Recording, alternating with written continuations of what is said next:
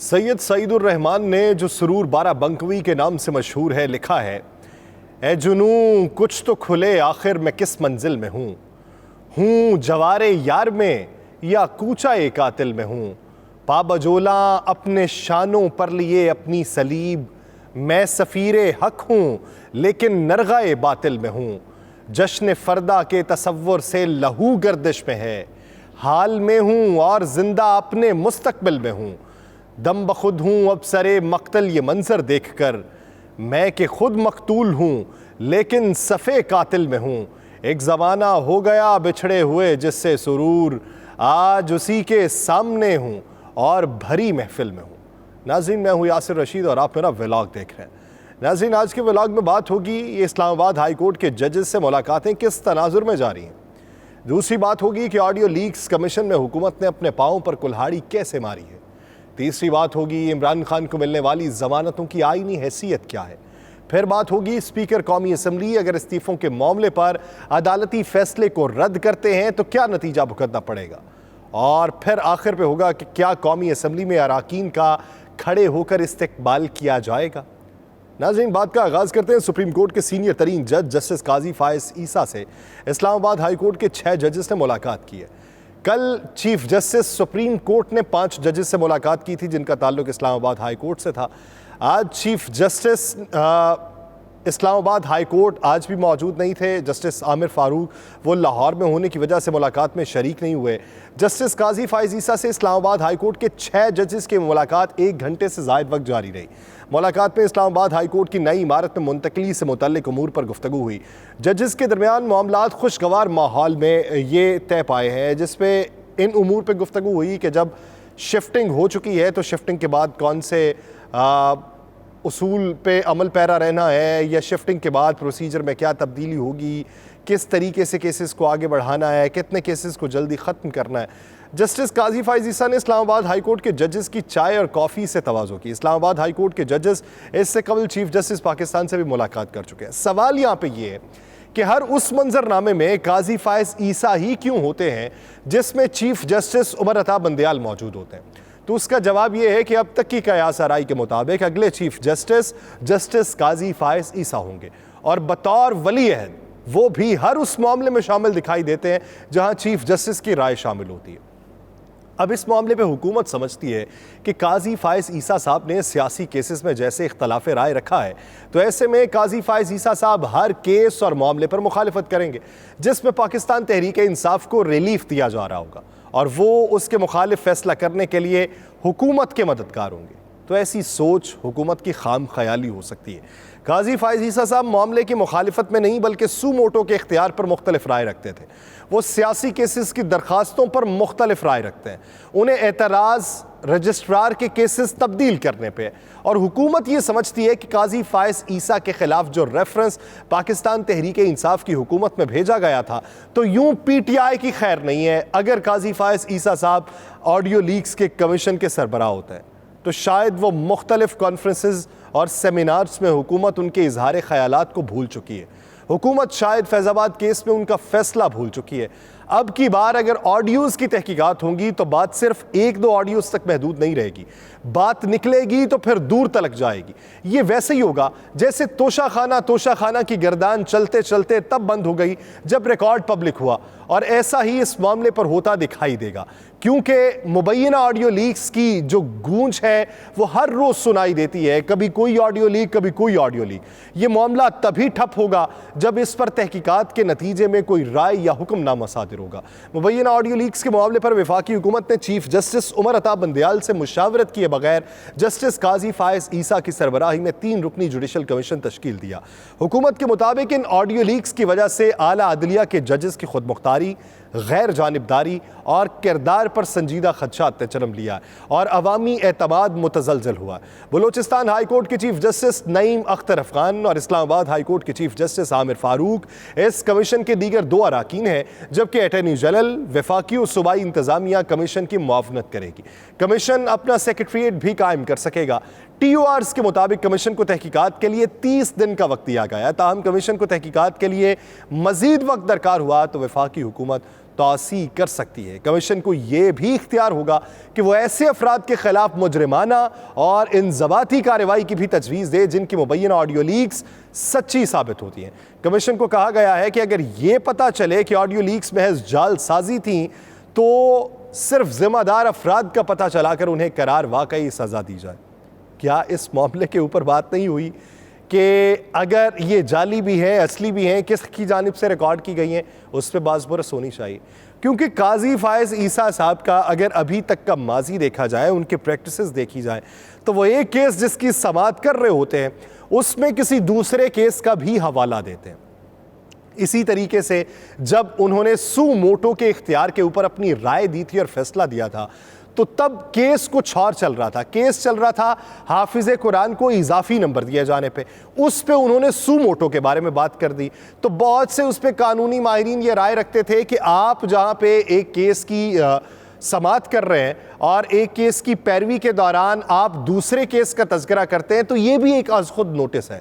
तो काजी फायज़ ईसा साहब ऐसा करते हैं तो ऐसा मुमकिन नहीं है कि काजी फायज़ ईसा साहब 2 या 3 या 4 ऑडियो लीक्स के बारे में तहकीकात कर रहे हो तो वो दीगर ऑडियो लीक्स का तज़किरा न करें या उसके बारे में जांचना या खोजना न चाहें। अगर बात निकली तो फिर बहुत दूर तक जाएगी। फिर तमाम ऑडियो लीक्स जिसमें इमरान खान का भी तज़किरा, जिसमें उससे पहले आज़म सवाती साहब का, जिसमें परवेज़ इलाही साहब, जिसमें दीगर अफराद शामिल हैं, जिनमें MNAs, MPs, सेनेटर्स शामिल हैं, जिसमें आला हुक्काम शामिल हैं, उन तमाम तर लोगों की ऑडियो लीक्स के ऊपर बात की जाएगी कि किस तरीके से मवाद चोरी किया जाता है, किस तरीके से फ़ंड टैप किया जाता है, इंसानी हुकूक जो बुनियादी हैं उसकी कहाँ पे कदगन उस पर लगाई गई, कहाँ पे उसकी खिलाफ वर्जी हुई, किसकी जानिब से खिलाफ वर्जी हुई, तलबियाँ होनी शुरू हुई तो एक लंबी और तवील फहरिस्त बन जाएगी तलबियों की। इस मामले पे खान साहब क्या राय रखते हैं? खान साहब ने कहा है कि वफाकी हुकूमत की जानिब से मुबैना ऑडियो लीक्स की तहकीकात के लिए कायम अदालती कमीशन को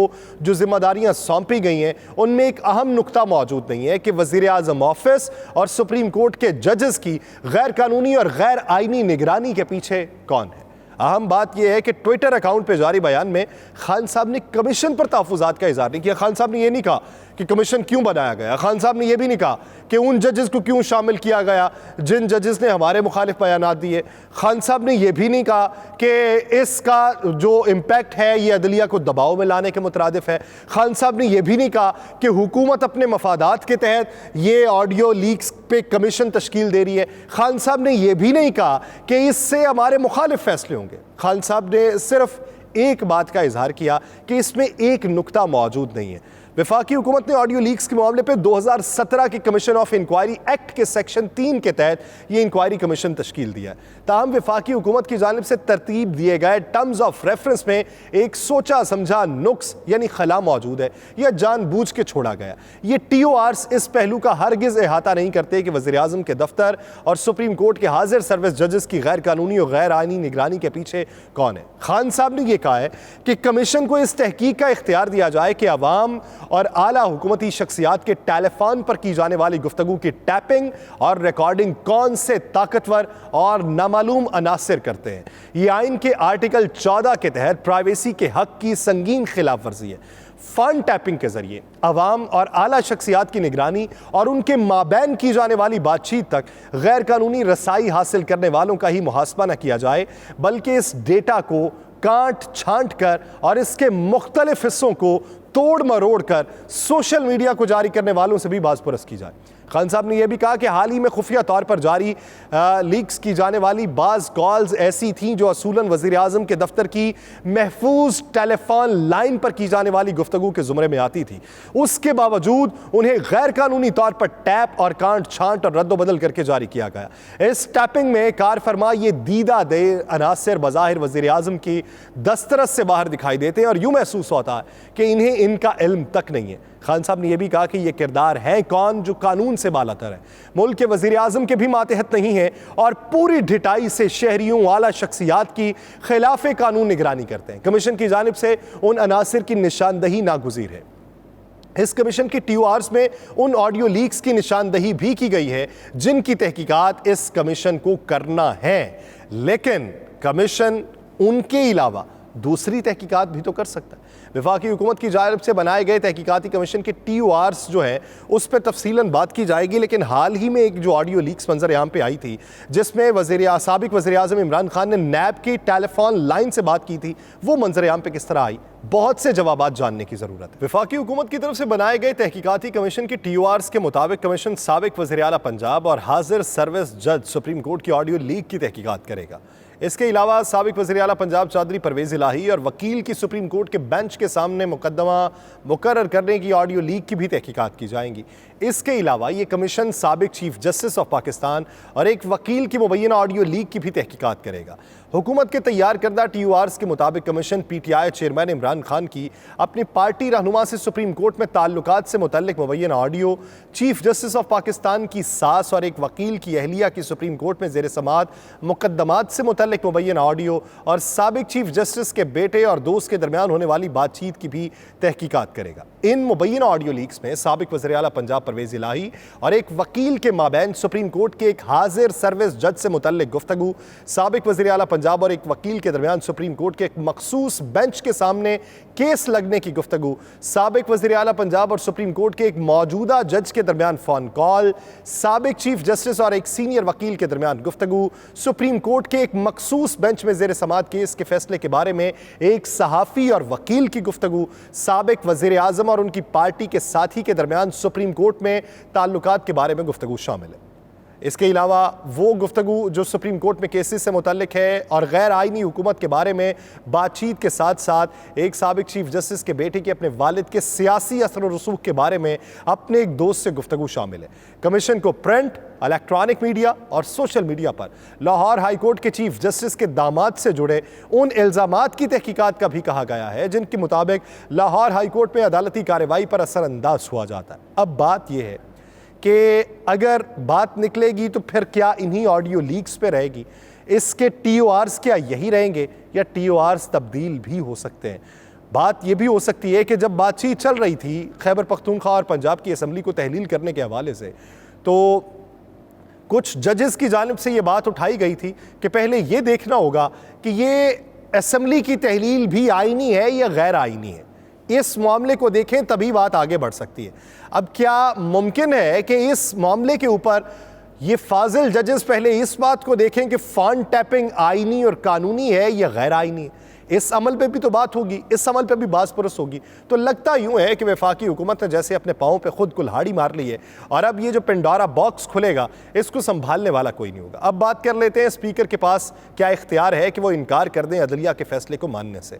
तो इस मामले पर बैरिस्टर अली जफ़र ने यह कल इकरार किया जब मैंने उनसे सवाल किया कि क्या आप मानते हैं कि सनेचर की रात जब आप लोगों की हुकूमत ख़त्म हो गई थी, डेप्यूटी स्पीकर की रूलिंग को कलअदम करार दिया गया था, तो आपका कानून के मुतालिक इल्म कमज़ोर था? तो इस बात का उन्होंने इकरार किया। उनका कहना था कि मैं ही था जो अदालत में पेश हुआ तो हमें यह समझ आई कि सुप्रीम कोर्ट स्पीकर के फैसले को उड़ा सकती है और वहां सुप्रीम कोर्ट आर्टिकल 189 और आर्टिकल 190 का सहारा लेती है। सुप्रीम कोर्ट का कोई भी फैसला इस हद तक कि वो कानून के किसी सवाल का फैसला करती है या कानून के उसूल पर मबनी है या उसका ऐलान करती है तो उस पर पाकिस्तान की दीगर तमाम अदालतें और पाकिस्तान के दीगर तमाम मुक़न्नना मानने के पाबंद होंगे।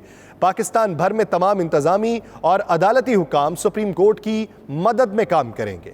अब इस मामले के ऊपर सुप्रीम कोर्ट सहारा लेती है, तो सुप्रीम कोर्ट जब ये सहारा लेती है तो तब स्पीकर को बात ये मानना पड़ती है। अब 72 अराकीन असम्बली वाला फैसला जारी हुआ तो उस पर अली जफ़र ने कहा कि कल मेरे सवाल पर उन्होंने एक हैरानकुन इंकशाफ भी किया। उन्होंने कहा कि लोग हमारे अराकीन जो है वो वापस जाएंगे और मुझे ये उम्मीद है कि सब खड़े होकर तालियां बजा के इस्तकबाल करेंगे और अगले मराहिल में पार्लिमानी अंदाज में तमाम तर चीज़ें तय हो जाएंगी। तो ये बात मुझे तो कम अज़ कम हज़म नहीं हुई। या तो फिर मुझे ये लगता है कि अकील करीम ढेडी साहब जो पाकिस्तान की मारूफ कारोबारी शख्सियत है, वो जो मुलाकात करने आए थे खान साहब से ज़मान पाक में, वो मुलाकात रंग ले आई है, या फिर कोई दिन में कहीं ख्वाब देखी जा रहा है। इस मामले के ऊपर अगर देखा जाए तो कुली तौर के ऊपर अगर अराकीन असम्बली वापस जाते हैं, कौमी असम्बली के अंदर उन्हें बैठने की इजाज़त मिल जाती है, स्पीकर उस पर कोई बात नहीं करते, स्पीकर उन्हें खुशामदीद कह देते हैं और मामला पार्लिमानी अंदाज में आगे चलता है, तो फिर कहीं ना कहीं पे कुछ ना कुछ तो हुआ है कि जिसके मुतरादिफ ये सारी चीज़ें हमें देखने को मिलेंगी। बसूरत दीगर अभी तक हुकूमती इक़दाम या किसी भी एक वज़ीर का बयान तो हमें ये दिखाई नहीं दिया कि जो अपने ऊपर तौहीन अदालत ना लगवाना चाह रहा हो। वो तो ये चाहते हैं कि जिस तरह ब्लैंकेट बेल खान साहब को मिली है उसी तरह का एक ब्लैंकेट मामला उनके साथ हो कि तमाम चीज़ों से कता नज़र वो सिर्फ इस मामले पर बात कर सकें कि अदालत ने हमें बेदखल कर दिया। ब्लैंकेट बेल के हवाले से बहुत बातें होती रहीं कि किस तरीके से ब्लैंकेट बेल मिल सकती है। क्रिमिनल प्रोसीजर कोड जो पाकिस्तान का है उसके सेक्शन 497 और 498 में ये वाज़े तौर पर मौजूद है कि जब तक कोई शवाहिद मौजूद ना हो या इल्ज़ाम की शबीह पर सबूत मौजूद ना हो तब तक किसी को भी गिरफ्तार नहीं किया जा सकता। इसी मामले के ऊपर ब्लैंकेट बेल मिली और इसी मामले के ऊपर पाकिस्तान तहरीक इंसाफ के चेयरमैन जो हैं वो अभी तक घर बैठे हुए हैं और इसी वजह से इंटरनेशनल मीडिया जो वहाँ पर बैठा हुआ है वफाकी हुकूमत हाथ डालना नहीं चाहती। लेकिन पसे पर्दा कहीं ना कहीं पर कुछ बातें चल रही हैं। जिस तरह चाइना आके पाकिस्तान को ये कह रहा है कि तमाम स्टेक होल्डर्स को मिल बैठ के तय करना होगा। सऊदी अरब ने पाकिस्तान को ये पैगाम पहुँचाया, दीगर ममालिक पैगाम पहुँचा रहे हैं, कनाडा से भी पाकिस्तान को पैगाम आया। ये अलग बात कि कनाडा में भी बात किसने पहुंचाई है या अमेरिका में बात किसने पहुंचाई है। अगर इसी तरह तमाम ममालिक से पैगामात आते रहेंगे, यानी एक घर की लड़ाई में आपका हमसाया आपको आकर ये बताए कि ये आपका अपना ही भाई है, ये आपका अपना बाप है, ये आपकी अपनी बहन है या आपकी अपनी बेटी है या बेटे हैं या घरी के अफराद हैं, इनके साथ इस तरह का रवैया रवा ना रखें, कम अज़ कम घर को बचाएं, घर को टूटने से बचाएं। तो जब हमसाया आके बताए तो आपको खुद शर्मसार होना चाहिए, आपको बेहतरी के फैसले करने चाहिए। ये पार्टी को कलअदम कर देने के हवाले से जो बातें गर्दिश कर रही थी उस पे अली ज़फ़र साहब ने कल मुझे ये कहा कि मैं जहाँ तक कानून को जानता हूँ या जहाँ तक मेरी राय है उसमें किसी पार्टी को इस तनाजुर में बैन नहीं किया जा सकता कि उसके कारकुनान शरपसंदाना इक़दामात में मुलव्वस थे। उनका ये कहना था कि कारकुनान और अफराद पे कार्रवाई हो सकती है, आप उन अफराद को पकड़िए, उनके खिलाफ कानूनी कार्रवाई का दायरा कार वसी कीजिए और उनके खिलाफ एक्शन लीजिए। बसूरत दीगर अगर इसी तरीके से पार्टियां जो हैं उनको कलअदम करार दिया जाना हो तो फिर किसी भी पार्टी को किसी भी वक्त कलअदम करार दिया जा सकता है। अब देखना यह है कि एक तरफ वफाकी हुकूमत भी तगदो कर रही है, वफाकी कैबिनेट में भी इसकी बाज़गश सुनाई दी है, तो दूसरी तरफ इलेक्शन कमीशन को भी रिपोर्ट्स जो हैं, कुछ शवाहिद जो हैं वो निगरान हुकूमत पंजाब ने जमा करवाए हैं। लेकिन ऐसे मौके के ऊपर पाकिस्तान मुस्लिम लीग नून के कायद मियाँ मोहम्मद नवाज शरीफ ने कहा कि मैं पार्टी को कलअदम कर देने के हक में नहीं हूँ। अब बेशक वो उनका ये पॉलिटिकल स्टंट हो या बेशक उन्होंने किसी और तनाजुर में कहा हो या बेशक ये उनके आला ज़र्फ़ की मिसाल हो, यहाँ पर ये सराहा जाना चाहिए कि एक पाकिस्तान का अगर सियासतदान किसी दूसरी पार्टी को कलअदम करार देने के हवाले से ये राय रखता हो कि किसी भी पार्टी को कलअदम नहीं करना चाहिए तो इस पर होश के नाखुन लेने की ज़रूरत है। हमें बेहतरी का सामान करने की ज़रूरत है। मुझे दीजिए इजाज़त, अल्लाह ने के बाद।